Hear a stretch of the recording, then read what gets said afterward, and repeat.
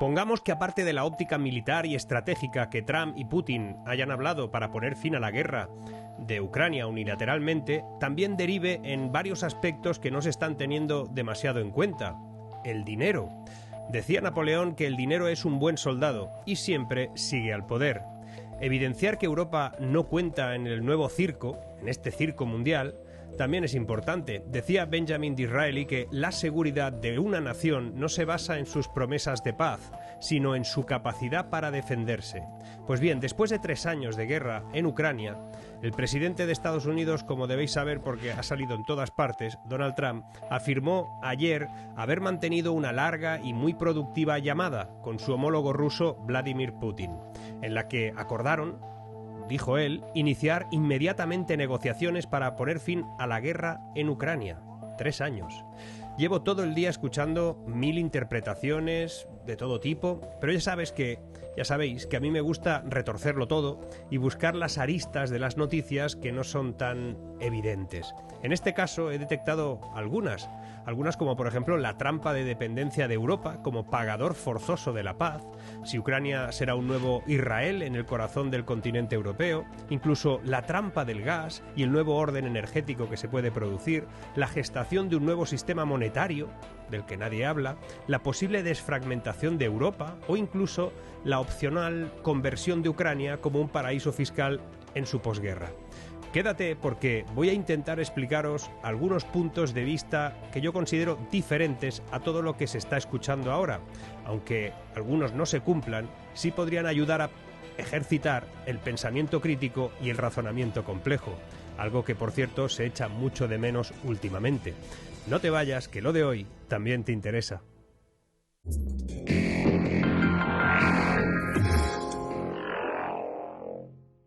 En una publicación en su red social Truth Social, Trump aseguró que Estados Unidos y Rusia van a trabajar juntos muy de cerca para detener los millones de muertos que están ocurriendo en la guerra, según dijo él mismo. Posteriormente declaró ante la prensa que espera reunirse en persona con Putin en un futuro no muy lejano. Se cree que será en Arabia Saudita. Por su parte, un portavoz del Kremlin confirmó la conversación de casi hora y media entre ambos mandatarios y agregó que Putin invitó a Trump a ir a Moscú. Poco después de hablar con Putin, Trump contactó al presidente ucraniano, Vladimir Zelensky, durante más de 1 hora para comentarle la conversación. En un mensaje publicado en X, Zelensky calificó el diálogo con Trump como significativo y recalcó que nadie quiere la paz más que Ucrania. Déjame recordarte que este vídeo está apadrinado por Trade Republic, el neobank alemán, presente, ojo ya, en 17 países y que ha alcanzado la cifra de 8 millones de clientes. Igual alguno ya eres tú. Y los 100.000 millones de activos, por cierto. Con Trade Republic puedes invertir en múltiples productos y ganar un 2,75% anual con el dinero que tengas en tu cuenta, sin condiciones y con un pago mensual proporcional cada mes. ¿Quieres una plataforma fácil de usar, con tarifas bajas y gran variedad de activos? Pues está claro que Trade Republic es para ti. Escanea el QR de la pantalla o sigue el link de la descripción para que vean que vas de mi parte. Pero volvamos, te estarás preguntando que todo esto ¿de dónde viene? ¿Por qué este cambio en el guión? ¿A qué se debe que de repente veamos la paz de Ucrania tan cerca? ¿Dónde está Europa? ¿Y qué tiene que decir la OTAN a todo esto? Pues bien, todo esto tiene un origen. El presidente de Estados Unidos, el nuevo, Donald Trump, amenazó el 22 de enero pasado, no se ha oído mucho esto, con imponer a Rusia altos niveles de impuestos, aranceles y sanciones si el Kremlin no pone fin a la guerra en Ucrania.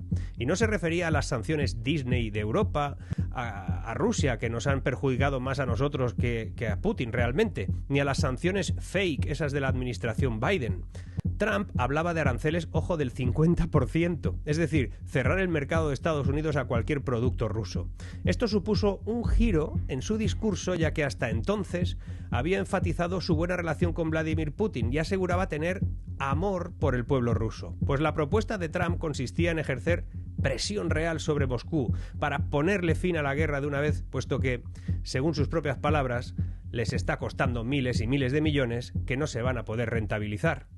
El money. Especialmente si no es capaz de arreglar el asunto de las fronteras, porque mantenerlas como están ahora mismo, puesto que los yacimientos de tierras raras no van a quedar dentro de Ucrania, sino en los territorios ocupados por Putin, pues eso es una cosa que tiene ahí que no le parece del todo bien. Pero la respuesta rusa vino de parte del portavoz Dmitry Peskov, quien afirmó que estaban abiertos a un diálogo después de esas amenazas. De ahí que todo se acelerara hasta incluso ayer, que se supo que se habían iniciado las conversaciones para atajar esa carnicería.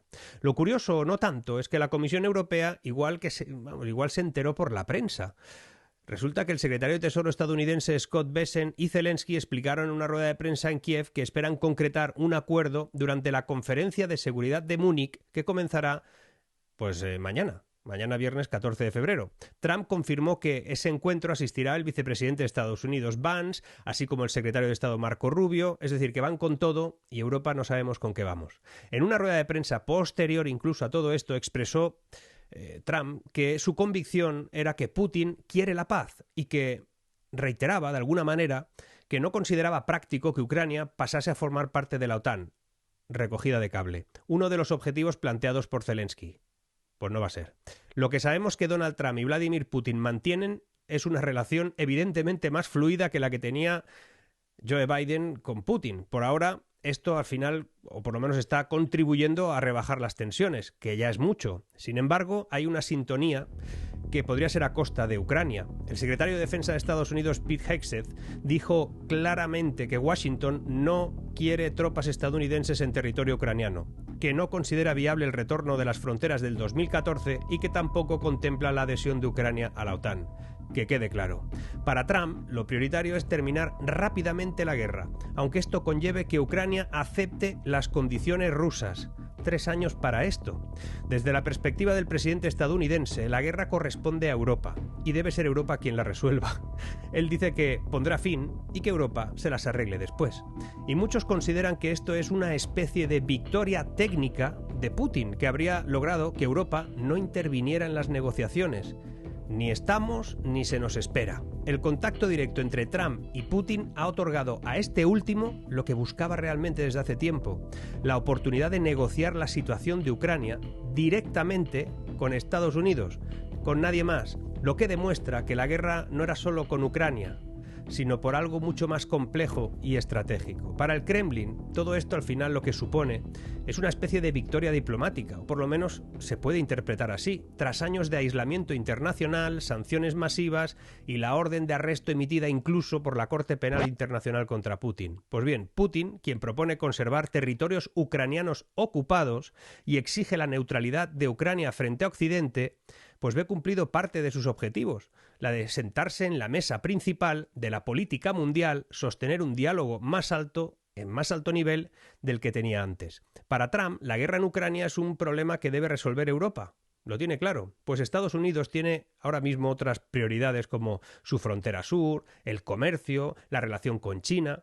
No obstante, la inminente conferencia de seguridad de Múnich, ya mismo, y las negociaciones sobre el acceso de Estados Unidos a valiosos depósitos de litio y otros minerales en territorio ucraniano y ruso podrían definir algunas condiciones finales de cualquier acuerdo de paz que se produzca. Igual te estás preguntando qué papel juega Europa en todo esto. Pues digamos que algo tendrá que decir, ¿no? La guerra, aunque no sea en territorio de la Unión, sí transcurre en el continente europeo.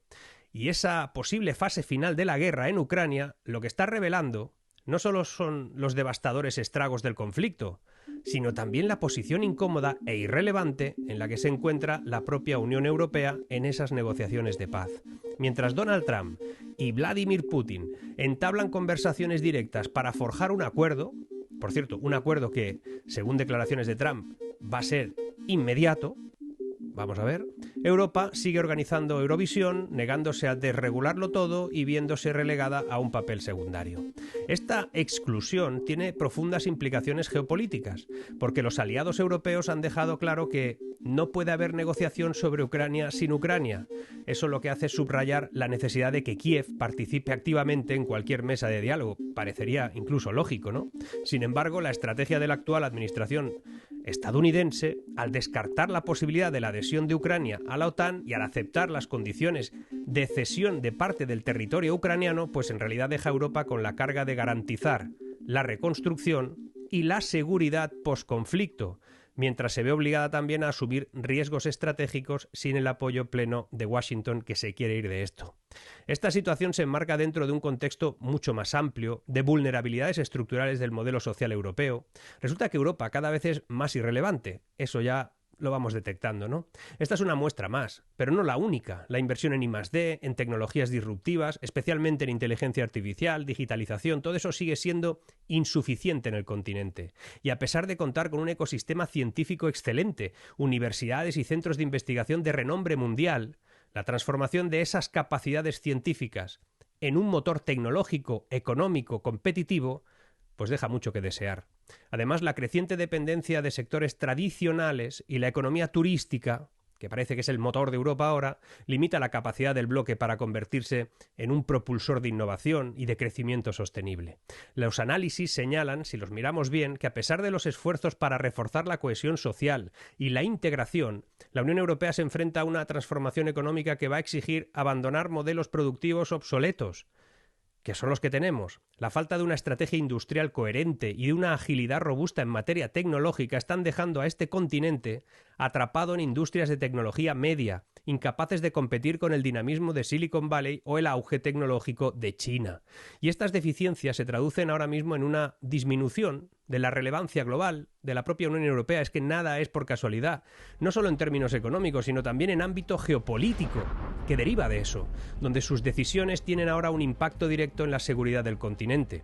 Pues la fase final del conflicto en Ucrania pone en relieve este doble retroceso. Por un lado, la política exterior de la Unión Europea se ve limitada al quedar excluida de las negociaciones críticas y por otro, pues evidencia sus vulnerabilidades estructurales en competitividad, lo que amenaza con relegarla a este continente a un papel menor en el orden mundial.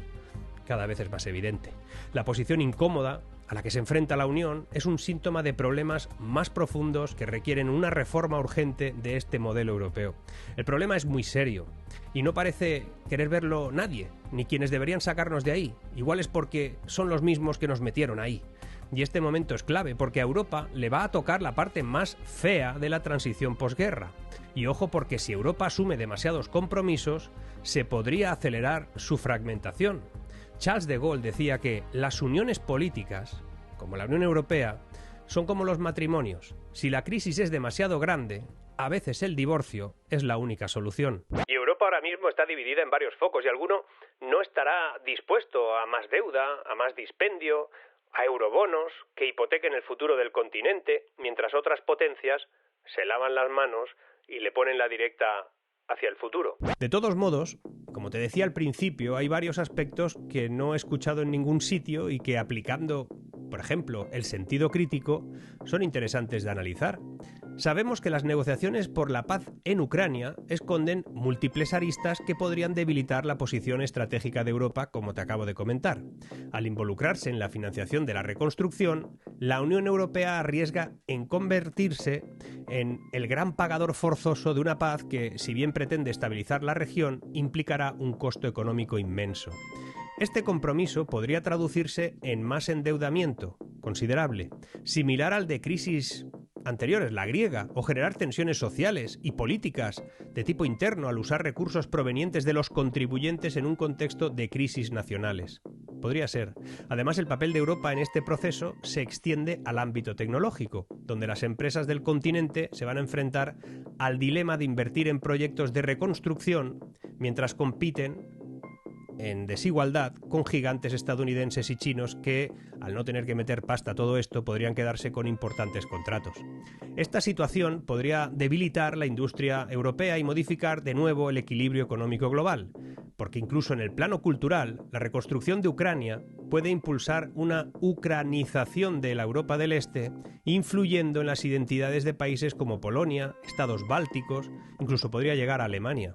El compromiso militar y tecnológico también se hace presente, ya que existe otra posibilidad, la de transformar a Ucrania en un aliado fuertemente armado, similar a la función que cumple ahora mismo Israel, y lo que a la vez lo convertiría en un país laboratorio para el desarrollo de nuevas tecnologías de defensa financiadas por, pongamos, Bruselas. Por otro lado, la dependencia energética de Rusia, a través del gas y el petróleo, seguirán siendo un factor crucial. Eso no se va a acabar. Las negociaciones van a incluir compromisos energéticos que obliguen a Europa a replantear su sistema de seguridad energética. Y finalmente incluso puede haber una reconfiguración del sistema financiero, con posibles, no sé, se me ocurre, tokenización de activos que podrían convertir a Ucrania en un atractivo paraíso fiscal en el futuro. Por imaginar, quién sabe. En todo caso, Europa tiene un problema, y grave, otro que se suma al declive económico, social, político. Sin embargo, esta no es la primera vez. Es cierto que la Unión Europea se enfrenta a un callejón sombrío. Tenemos referencias históricas que permitirían recordar momentos en los que la Unión Europea ya se enfrentó a desafíos estructurales en los que su modelo económico y su capacidad de innovación se vieron comprometidos. Deberían de inspirarse en todo ello. La crisis financiera global del 2008, por ejemplo, marcó el inicio de un periodo prolongado de declive en la competitividad europea que evidenció la vulnerabilidad del modelo económico frente a la hegemonía de Estados Unidos. Ese acontecimiento lo que mostró fue la necesidad de reformas estructurales profundas que se llevaron a cabo de alguna manera y la dependencia de capitales y mercados externos para impulsar el crecimiento, lo que evidenció, y vimos todos, y reveló las debilidades internas de nuestro sistema. Posteriormente, la crisis de deuda soberana en el 2010-2012 agravó la situación en países como Grecia, Italia, España y se expuso a las desigualdades y a la falta de cohesión que había entre los Estados miembros. Esa etapa resaltó la urgencia de modernizar la gobernanza económica de la Unión Europea y reducir la dependencia de ayudas externas. Y gran parte de lo que nos pasa deriva de ahí. Asimismo, el fracaso del proyecto de la Constitución Europea del 2005 evidenció una crisis de identidad, liderazgo, marcó un precedente de la dificultad para alcanzar consenso realmente en momentos críticos, que también lo hemos vivido recientemente. Luego la transformación posguerra fría y la incorporación de economías del este, todo eso pasó en su momento tras la caída del muro de Berlín, ya supusieron desafíos en la convergencia productiva y tecnológica de Europa que generó una brecha que aún repercute en la competitividad de todo el bloque. Todavía estamos descompensados. Por otro lado, incluso el ascenso de Silicon Valley desde los años 80, con alta inversión en investigación y desarrollo y la rápida adopción de nuevas tecnologías, pues dejó a Europa luchando por transformar su capacidad científica, sus motores tecnológicos competitivos, en una situación que se conoce como la trampa de la tecnología media, que es la que nosotros tenemos. Incluso la crisis en la industria automotriz europea, evidenciada en episodios que van desde 1990 hasta hoy, por decisiones políticas muchas de ellas, subraya la necesidad de una estrategia industrial integral que abarque desde la investigación hasta el reciclaje.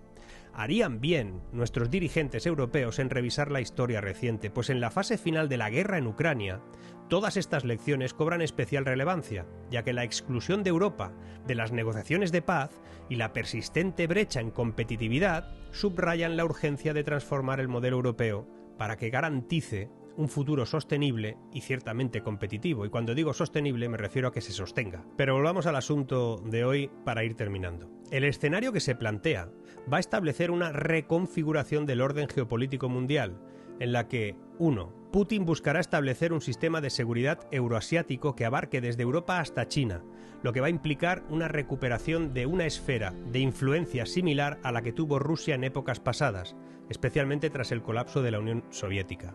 2. Trump evidencia tener aspiraciones territoriales o de influencia en zonas estratégicas como Groenlandia, Canadá, el Canal de Panamá, lo que altera considerablemente el equilibrio de poder en el hemisferio occidental y quiere olvidarse de Ucrania. 3. Xi Jinping apunta a consolidar el control en áreas críticas del Pacífico, especialmente en Taiwán y el mar de China Meridional, zonas clave para la seguridad y la economía regional. Lo de Ucrania lo quieren también resuelto. Y 4.